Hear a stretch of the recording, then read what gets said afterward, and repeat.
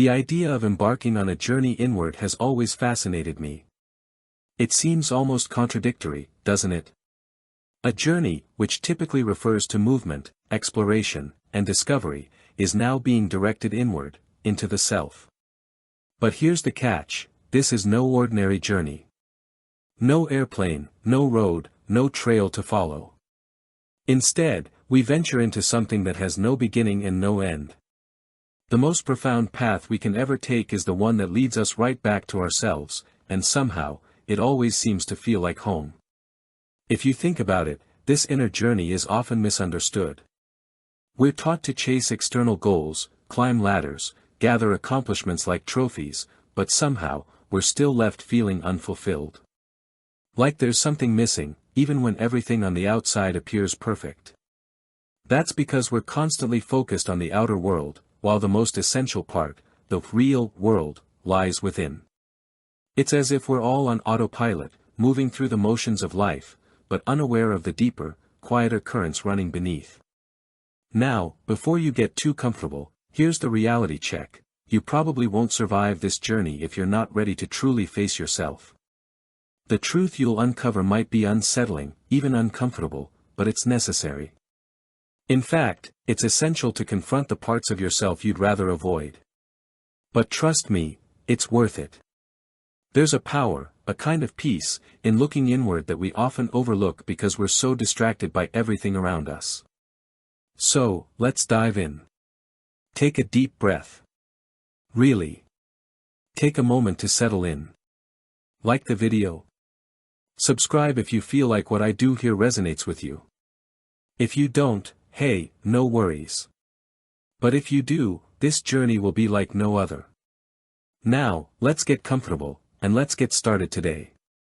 It's funny how we spend so much of our lives chasing things, trying to control everything around us, when all along, the truth is staring us right in the face. The outer world, with all its chaos and distractions, is simply a reflection of our inner state. If you're not satisfied with what's happening outside, it might be time to turn the lens inward and see what's going on within. Let me paint a picture for you. You're sitting in a room, surrounded by noise, phones ringing, people talking, the hum of the air conditioner. Now, imagine if you could look into a mirror and see not just your reflection, but the very essence of your soul staring back at you. What do you see? Maybe it's confusion, maybe it's peace, or maybe it's a mix of everything. Whatever it is, it's a direct reflection of how you feel inside. The outer world is, in essence, a giant mirror, showing you what you're too busy to notice within yourself. Take a moment to think about this. How often do you find yourself judging others, getting frustrated by their actions, or feeling disconnected from the world around you? More often than you'd like, right? But what if those judgments and frustrations are really just a reflection of your own inner turmoil? Maybe the things that irritate you most about others are the very things you haven't come to terms with in yourself. This isn't a blame game, but a recognition. The mirror, in all its simplicity, is showing you the work that needs to be done. It's a bit like this: imagine you're walking through a forest, and you're so focused on the trees that you miss the beauty of the entire forest itself. The trees, the people, the events, the experiences around you, are all there, but they're just fragments of a larger picture. The real question is, are you willing to step back and see the entire forest? To look at everything from a higher perspective? When you can do this, when you stop getting lost in the details, you'll begin to understand that everything happening outside is simply a reflection of the state you're in. You probably won't survive this inward journey if you continue to judge others through your own fractured lens. The moment you begin to take responsibility for your own inner world, that's when you'll start seeing real change. The mirror doesn't lie. It shows you who you are, and who you still have the potential to become. Here's the thing: the more we try to control, the more we end up losing control. It's like trying to hold water in your hands. No matter how tight you grip, it slips away. This is one of the hardest lessons I've had to learn: the myth of control. The desire to have everything figured out, to always be in charge, to force things into place, it's all a setup. The more you try to hold on to things, the more you end up suffocating them, and ultimately, yourself. When you think about it, control feels like the safest thing to do, doesn't it? It's comforting to believe that if you just plan enough, work hard enough, or keep everything under a tight leash, you'll be able to manage life's uncertainties. But that's not how life works. Life has this funny way of reminding you that it doesn't operate on your terms. As much as you try to force the outcome, life will always find a way to push back. That's where the real freedom lies, when you learn to let go. This idea of surrendering, of loosening your grip on everything you think you control, is often misunderstood. People associate surrender with weakness, with giving up. But it's actually the opposite. Surrendering is an act of strength, a form of trust. It's the understanding that you can't possibly manage every outcome, but you can trust the process. And that's where the magic happens. One of the most liberating moments in my life came when I stopped trying to control every little thing. It wasn't an overnight change, mind you. It took time, and lots of it. But once I started embracing the unknown, accepting that uncertainty is part of the deal, things started to shift. The world didn't fall apart as I had feared. In fact, it started to align in ways that I couldn't have planned for. This brings me to a point worth reflecting on. Why is it so hard to trust life's flow? Why are we so reluctant to let go of control? The answer lies in our fear of the unknown, our deep-rooted need for security. But let me tell you, true security comes not from controlling everything around you, but from knowing that you are capable of handling whatever life throws at you. And let's be honest here, control can be exhausting. We can spend all day trying to manage our to-do lists, organize our lives, and micromanage every situation, but at some point, it's like running a race you can never win. The truth is, you probably won't survive this journey if you keep holding on to the need for control. The freedom, the peace, the true joy come when you let go and allow yourself to be guided by something greater than your own plans. Have you ever wondered what it truly means to know yourself? We hear this phrase all the time: find yourself, discover who you are, know thyself, but what does that actually look like? It's an abstract concept, right? You can't just sit down and say, okay, I'm going to find myself today, and expect it to happen. It's not that simple. In fact, it's an ongoing process, a continual unraveling of layers, and with each layer you peel back, you realize there's always more to discover. For most of my life, I thought I knew who I was. I mean, I had my identity nailed down. I was this kind of person, funny, easygoing, hardworking, the reliable friend. But as I started diving inward, I realized how little I truly knew about myself. I was seeing myself through the lens of what I had been told I was, or what I thought I should be, rather than who I really was underneath all those labels and expectations. So, while the world continues to chase distractions and noise, there's something beautiful about carving out time for yourself. Solitude is not a punishment, it's a gift. It's the time and space you need to reconnect with yourself, to rediscover your purpose, and to build the strength that comes from within. And in that strength, you'll find the clarity to navigate life with a calm and centered mind. Let's talk about the ego for a moment, because if you're anything like me, you probably have an ongoing relationship with yours. The ego is tricky, it's the part of us that identifies with the world around us. It's the I that says, I am this person, I have this job, I belong to this group. It's the part that seeks approval, recognition, and validation from the outside world. And while it's useful in certain contexts, the ego can also be a bit of a trap.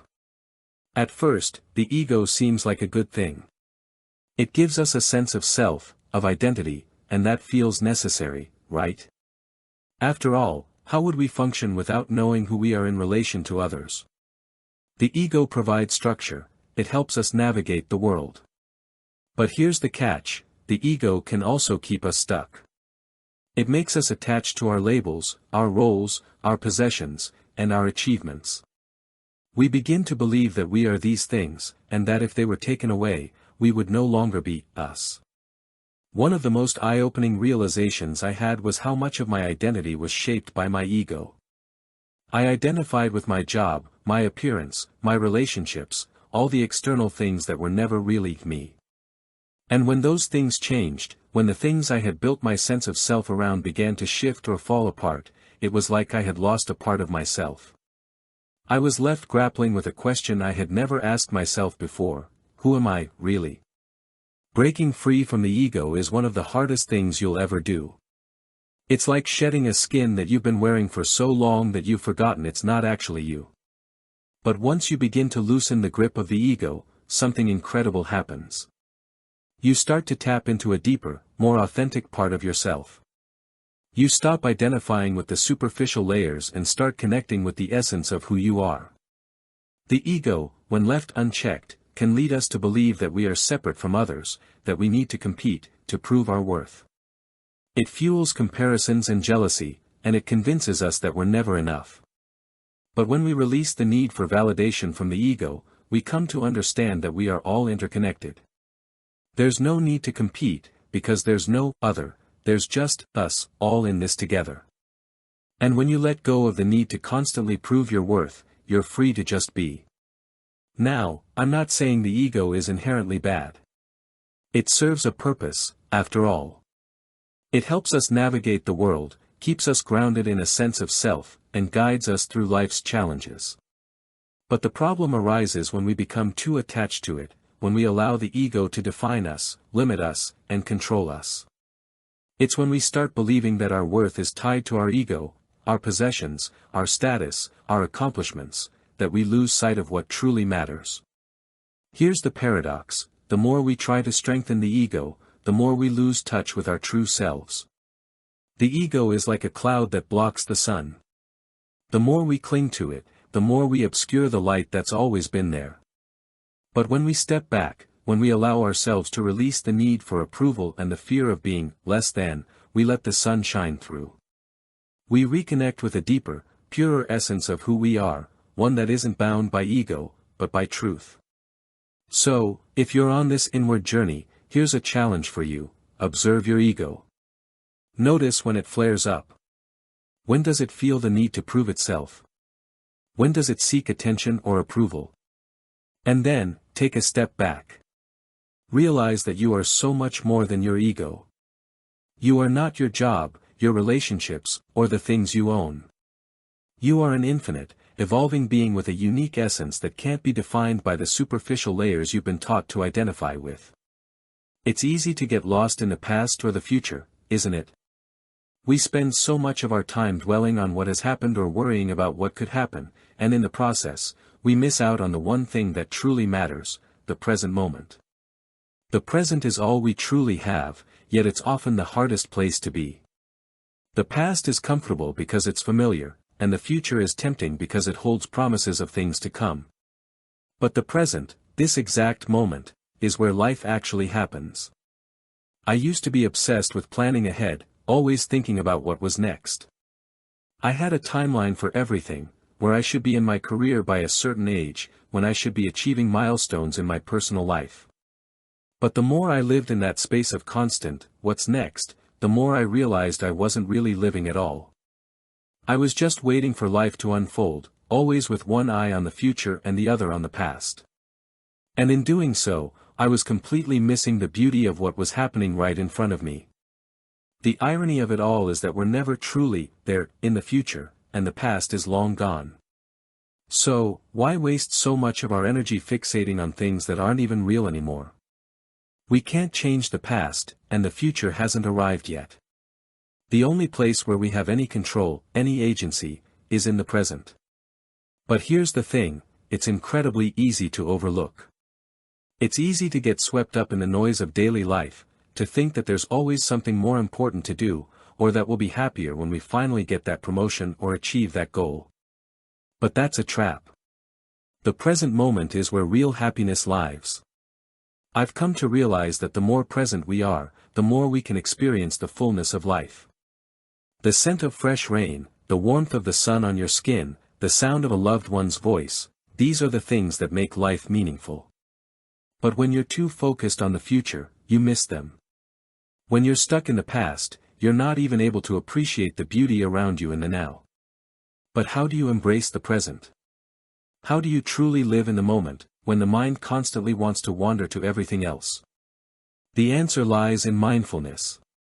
It's about being fully aware of your thoughts, your surroundings, your body, and your emotions in this very instant. It's about slowing down enough to really experience the present rather than rushing through it. It's noticing the little things, the way the air feels on your face, the taste of your food, the joy of a moment of silence. Of course, it's not always easy. The mind has a tendency to wander, to pull us back into old patterns of thinking. But when you catch yourself, gently bring your attention back to the present. Be kind to yourself. Don't judge yourself for thinking about the past or the future. Just notice it, and then let it go. It's a practice, like anything else, and the more you do it, the more natural it becomes. The more you embrace the present, the more you begin to realize that it's all you really need. When you're truly present, you're not waiting for anything. You're not hoping for a different outcome. You're not looking back with regret or forward with anxiety. You're simply living. And that's where peace resides.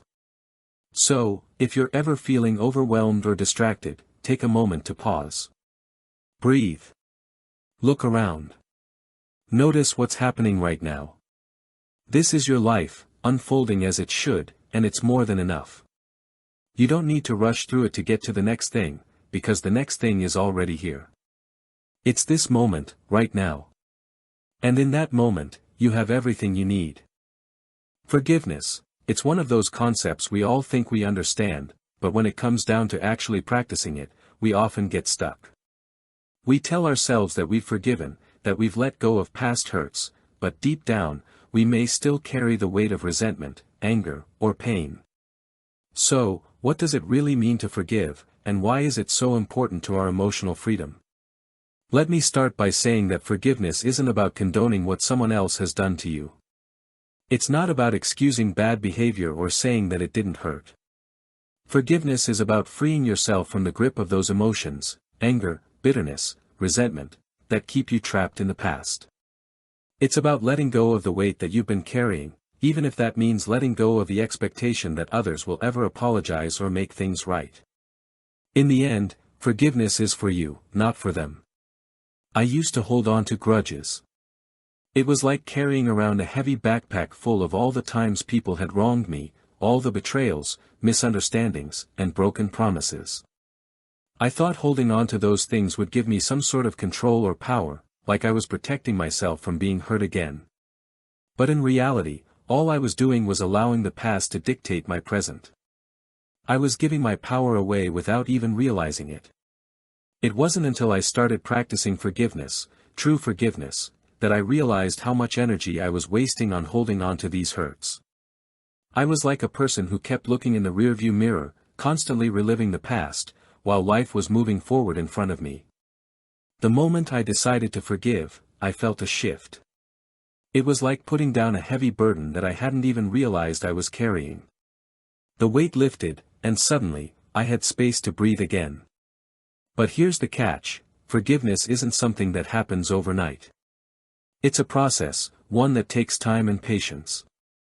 It's about peeling back the layers of hurt, acknowledging the pain, and then choosing to let it go, piece by piece. And it's not always easy. Sometimes, you may think you've forgiven someone, only to find that the old emotions resurface. That's okay. Forgiveness isn't about perfection, it's about progress. It's about making the choice to forgive every time those old feelings come back. It's also important to realize that forgiveness is not just for other people, it's just as much about forgiving yourself. We can be our own harshest critics, holding on to feelings of guilt, shame, and regret. But holding on to those emotions doesn't change the past. It doesn't undo the mistakes we've made or the things we wish we could have done differently. But forgiving ourselves gives us the freedom to move forward. It allows us to learn from our past, accept it, and grow from it, without being held back by it. Now, some of you might be thinking, but what if they don't deserve forgiveness? And to that, I would say, forgiveness isn't about whether the other person deserves it. It's about giving yourself permission to heal.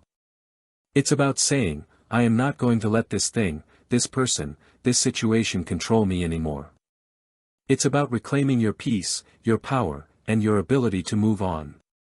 In the end, forgiveness isn't just about letting go of the past, it's about making room for something better in your life. When you forgive, you're not excusing bad behavior, you're choosing to release yourself from the grip of that negativity. You're allowing yourself to grow, to be free, and to open up to new possibilities. Because when you're stuck in resentment, you're not making space for joy, love, or peace. You're just staying tethered to something that no longer serves you. So, if there's someone, or even yourself, that you've been holding on to anger or resentment towards, I encourage you to take a step toward forgiveness. It's not about doing it for them. It's about doing it for you. It's about freeing yourself from the past so that you can move forward into the life you deserve. Happiness, it's something we all chase, isn't it? It's that elusive feeling we're all striving for, the golden ticket that promises fulfillment and joy. But here's the paradox, the more we chase happiness, the more it seems to slip through our fingers. It's like trying to catch the wind, right? The more desperately we grasp for it, the further it gets. So why is it that happiness seems so elusive, and what are we missing in our search for it? For years, I thought happiness was something to be achieved. If I worked hard enough, got the right job, found the perfect relationship, or reached a certain level of success, then I would finally be happy. It was always just over the horizon, waiting for me to catch up. And yet, no matter how many goals I ticked off, no matter how many boxes I filled, happiness always seemed to be one step ahead. Here's the catch, happiness isn't a destination. It's not something you can achieve by acquiring things, reaching milestones, or checking off lists. The more I focused on the idea of happiness as something external, the more I realized that it had nothing to do with what I had or didn't have. It had everything to do with how I was choosing to experience life in the present moment. I learned that happiness isn't found in the big, life-changing events or in the material things we acquire. It's found in the small, everyday moments. The feeling of sunlight on your face, the laughter shared with friends, the quiet moments of peace when you're alone with your thoughts.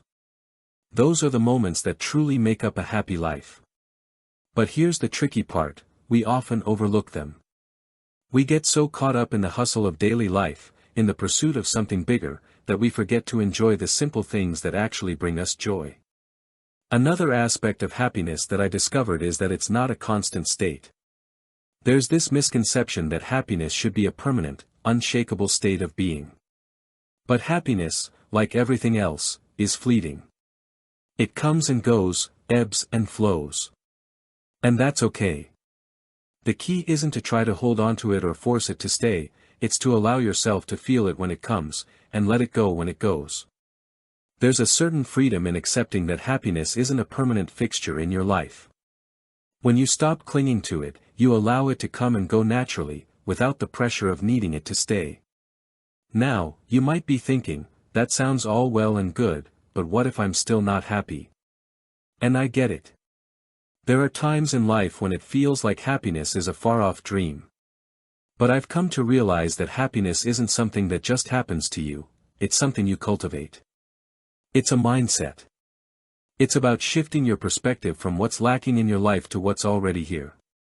When you focus on gratitude, on the things you already have, happiness starts to follow. It's like planting seeds in a garden, you water them, you tend to them, and over time, they grow. Happiness is much the same way. The more you nurture it, the more it grows, but it starts with a conscious choice. And it's important to acknowledge that happiness isn't always going to look the same for everyone. What makes me happy might not be what makes you happy, and that's perfectly fine. The key is finding what brings you peace, contentment, and joy in your own life, and allowing yourself to experience those things without guilt or hesitation. There's no universal formula for happiness. It's a deeply personal thing, shaped by your own experiences, values, and desires. One last thing to remember about happiness, it's not the absence of problems or difficulties. Life is messy, complicated, and unpredictable. Happiness doesn't mean everything is perfect. It means finding joy and contentment despite the messiness, despite the challenges. It's about learning how to smile even when things aren't going exactly as planned, about finding light even in the darkest of times. And when you can do that, you realize that happiness was never something to chase at all, it was always right here, inside of you. So, if you find yourself constantly reaching for happiness, take a step back. Shift your focus from the future to the present. Take a moment to appreciate the small things, the quiet joys that fill your day. Because happiness isn't a destination, it's the journey itself, and it's available to you right now. Love, unconditional love, to be specific, is one of those things that can change everything. But we don't always know how to experience it, do we? We often tie love to conditions. I'll love you if you love me back, or I'll love you when you meet my expectations. But real love, the kind that transforms lives, is not dependent on any condition. It's pure, it's freeing, and it starts from within. I used to think love was something you earned. If I was kind enough, helpful enough, or lovable enough, then I would receive love in return. But over time, I realized that this isn't how love works. True love doesn't ask for anything in return. It doesn't require proof, it doesn't demand a certain standard of behavior. It just is. And when you understand this, when you begin to love without expectation, something remarkable happens. You stop looking for love in all the wrong places, and you start experiencing it everywhere. Unconditional love isn't something we're taught in our culture, or at least not in the way we should be. We're often conditioned to believe that love is transactional, that it's about give and take, that it's something we get from others. But love is not a commodity. It's an energy, a force that can flow freely from one person to another without needing to be reciprocated. And the most powerful realization I had was that this kind of love doesn't start with others, it starts with yourself. Loving yourself unconditionally is a concept that seems almost foreign in a world that thrives on comparisons and judgments. But the truth is, you can't truly love others if you don't love yourself first. Self-love is the foundation from which all other love flows. If you're constantly seeking validation from others, or if you're critical and unkind to yourself, then your capacity for unconditional love will always be limited. The more you learn to love yourself, the more you'll be able to extend that love to others, without conditions, without expectations. I had to learn this the hard way. For years, I thought I could only love myself when I had achieved certain things, when I looked a certain way, or when I felt like I was worthy of love. But as I started to explore my own worth, I realized that I didn't have to earn love. I didn't have to prove anything to anyone, not even myself. I was already enough. And once I began to accept and embrace myself as I was, flaws and all, that was when I truly began to experience the depth of unconditional love. And here's the thing about unconditional love, it's not always easy. It's messy. It's vulnerable. It asks you to show up as your authentic self, without any pretenses, without any fear of rejection. But when you allow yourself to love without condition, you'll notice something remarkable. The people around you start responding to that love. They begin to feel safe, accepted, and free to be themselves. And when love is freely given, it creates a ripple effect, touching everyone it comes into contact with. One of the greatest gifts of unconditional love is that it brings peace. When you love without expectation, you're no longer tied to the outcome. You're not dependent on someone else's behavior or response to feel validated. You're at peace with who you are and what you give. Love becomes its own reward. It's no longer something you chase, it's something you freely offer, and in return, you receive the deep fulfillment that only love can provide. And love, in its purest form, transcends all boundaries. It doesn't need labels, it doesn't need conditions. It simply exists. When you learn to love without expectation, you open up a whole new world of connection and possibility. You create space for deeper, more meaningful relationships. Whether it's with a partner, a friend, a family member, or even a stranger, love becomes the bridge that unites us all. So, let go of the idea that love is something you need to earn, and instead, start loving without conditions. Love yourself fully, completely, and unconditionally. When you do that, you'll see the world change around you. You'll experience the power of love in ways you never thought possible. Suffering, it's one of those things we all try to avoid, right? We do everything we can to shield ourselves from pain, whether it's emotional or physical. But the more I thought about it, the more I realized that suffering is an integral part of life. It's a paradox. We spend so much time and energy running from it, but suffering itself can be the very thing that transforms us. Without it, we would never know what it means to grow, to heal, or to experience true joy. I used to think that if I could just avoid suffering, I'd live a happy, peaceful life. I believed that happiness came from eliminating pain, from keeping everything comfortable and under control. But here's the thing, suffering is inevitable. It's part of the human experience, and it's something we all have to face, whether we want to or not. What I didn't realize at the time was that suffering isn't something to be avoided, it's something to be embraced. Embracing suffering doesn't mean seeking it out or intentionally putting yourself in painful situations. It means accepting that pain, whether it's emotional or physical, is a natural part of life. Instead of resisting it, we can choose to learn from it, to use it as a tool for growth. Every hardship, every setback, every moment of pain carries with it an opportunity to learn, to become stronger, and to better understand ourselves and the world around us. I learned this lesson the hard way. I went through a period of personal loss and heartbreak that left me questioning everything I thought I knew about life. I tried to push through it, tried to ignore the pain, and pretended that everything was fine. But the more I resisted the pain, the more it consumed me. It wasn't until I stopped fighting it that I began to heal. I allowed myself to feel the grief, the sadness, and the confusion without trying to cover it up. And when I did, I realized something profound. Suffering, when fully experienced, is the doorway to a deeper understanding of life. You see, suffering forces us to confront parts of ourselves we would otherwise ignore. It strips away the distractions, the surface-level concerns, and forces us to face what truly matters. When you go through a difficult time, you can't help but question your priorities, your beliefs, and your sense of self. And while that process can be uncomfortable, it's also incredibly transformative. It's through suffering that we often experience our greatest breakthroughs, our moments of clarity, and our most profound growth. The thing about suffering is that it's not permanent. Pain doesn't last forever, even though it might feel like it does in the moment. When we're in the midst of it, it can feel all-encompassing, like there's no way out. But time, perspective, and self-compassion have a way of healing wounds that once felt impossible to overcome. The key is to allow yourself to feel the pain without letting it define you. To know that while suffering is part of life, it's not all there is. There's always room for healing, growth, and eventual peace. Here's a thought: what if suffering is not something to be feared, but something to be welcomed?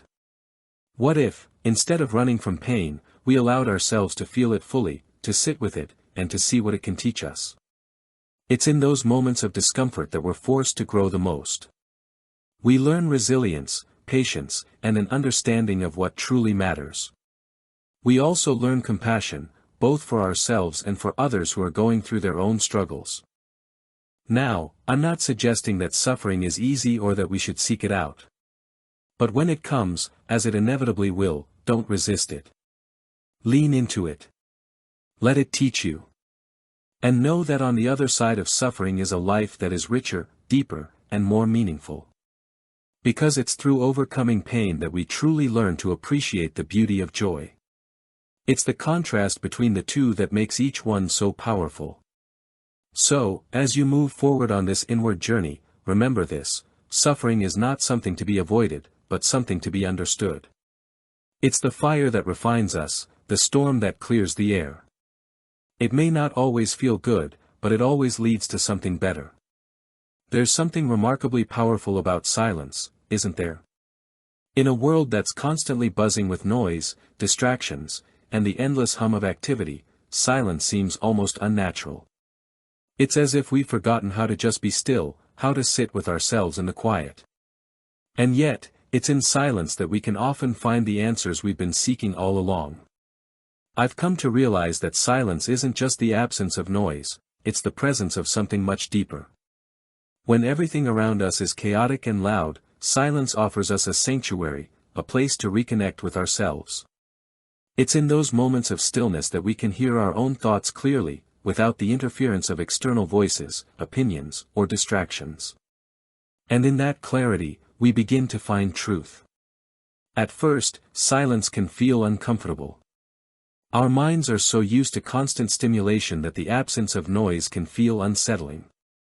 It's like being alone with your own thoughts for the first time in a long time, and suddenly, those thoughts feel overwhelming. You might even start to question whether silence is something to be afraid of. But over time, I've learned that silence isn't something to fear, it's something to embrace. In fact, silence has become one of my greatest teachers.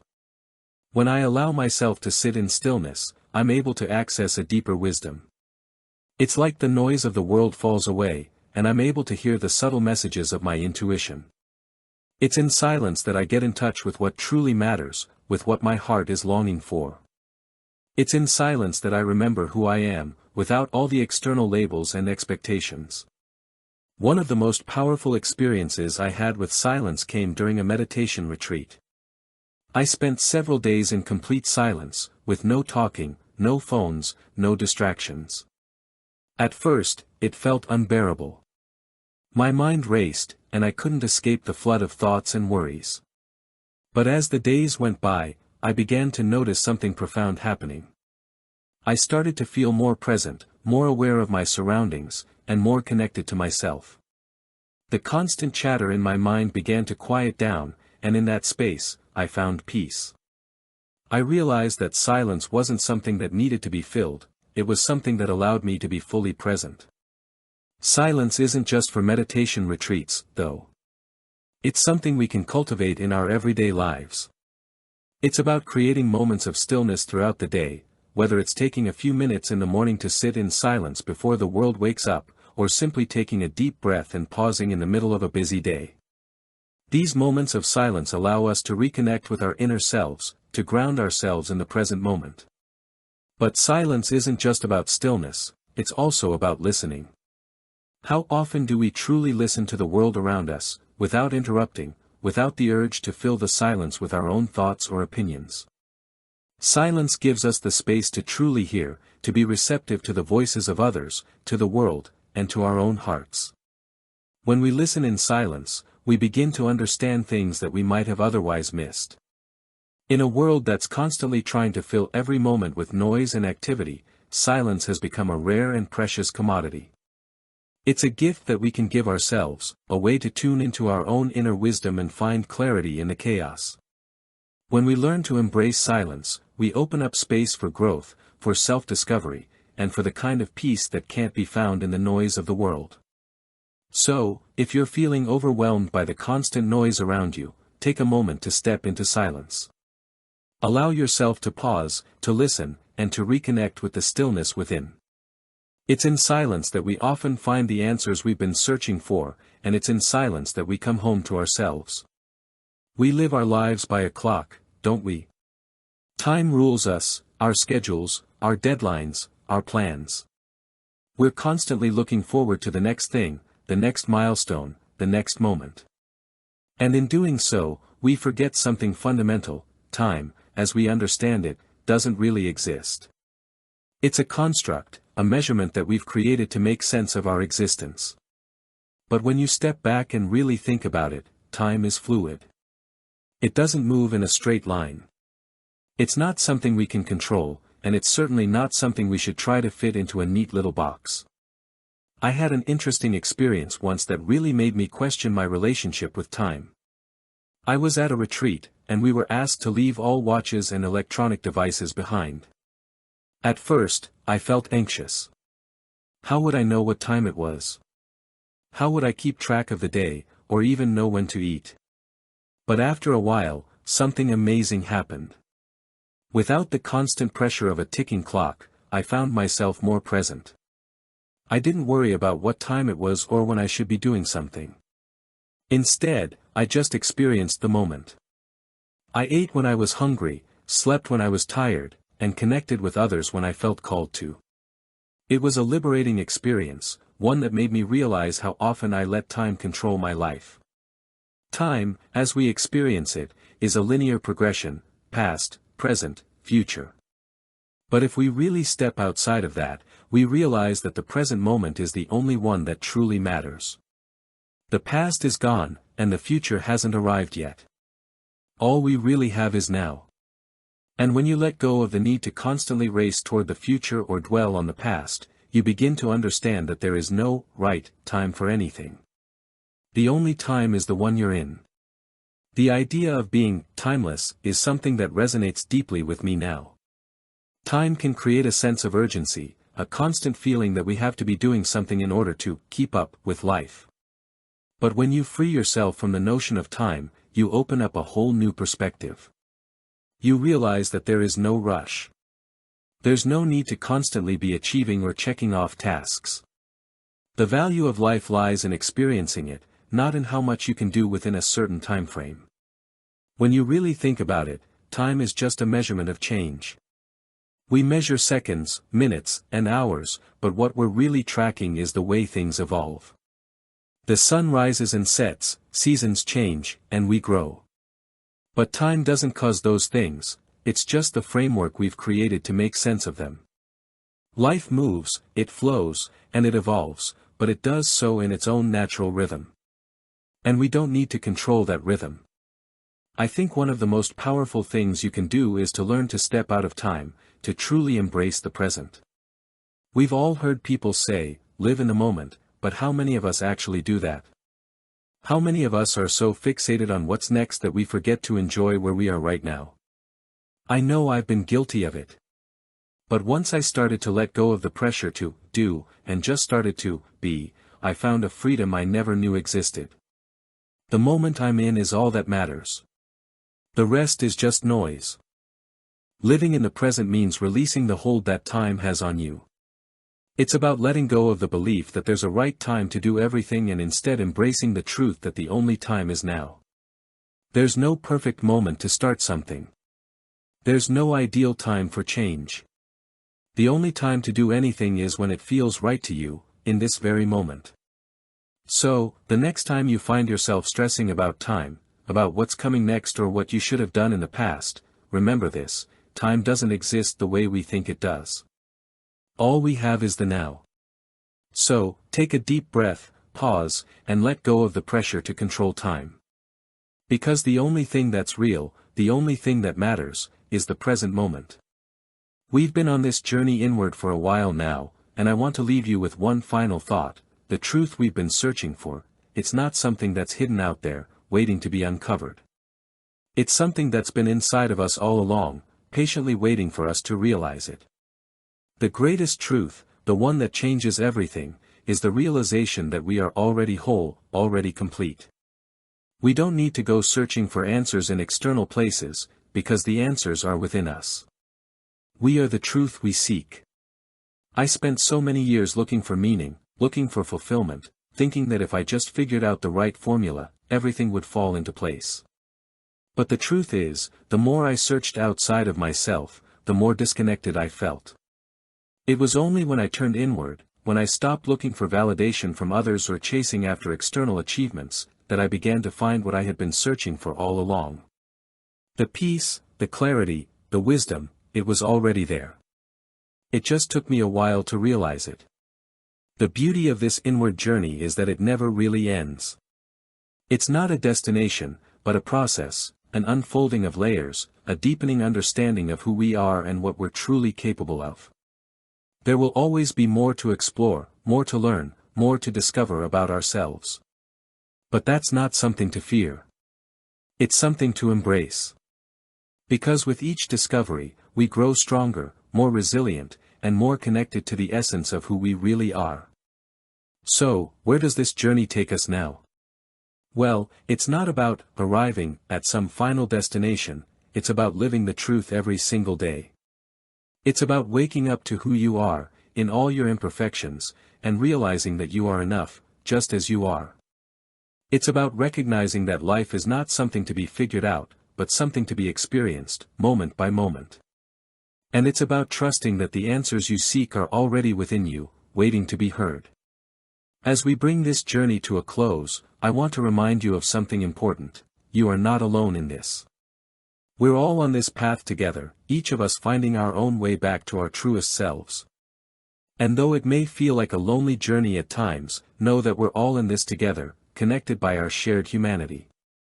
There is strength in vulnerability, power in authenticity, and peace in acceptance. The more we embrace who we are, the more we align with the truth that lies within us, the more we'll find the peace, love, and joy we've been searching for. So, as you step forward, remember that the answers aren't out there somewhere. They're inside you. Everything you need to live a life of purpose, fulfillment, and peace is already there, waiting for you to unlock it. You don't have to go searching for it. Just sit quietly, listen to the whispers of your soul, and trust that you are already whole.